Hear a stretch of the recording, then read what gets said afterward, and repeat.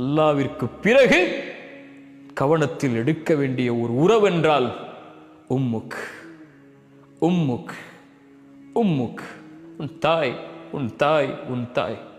அதற்கு பிறகு யார் ரசூலல்லாஹ்? உன் தந்தை. அனிஷ்குரிலி வலிவாலிதைக், பெற்றோர்களிடத்தில் நல்ல முறையில் நடந்து கொள்ளுங்கள். என் சகோதர சகோதரியை, எனக்கு நான் சொல்கிறேன், நம்முடைய தாய் தந்தை நமக்கு செய்த அருளை போன்று அல்லாஹுடைய அருளால் வேறு யாரும் இந்த உலகத்திலே நமக்கு எந்த அருளையும் செய்துவிட முடியாது. ஒட்டுமொத்த வாழ்வையும் நமக்காக கொடுத்து நம் நலனை மட்டுமே குறிக்கோளாக கொண்டு வாழக்கூடிய உறவுகள் அது.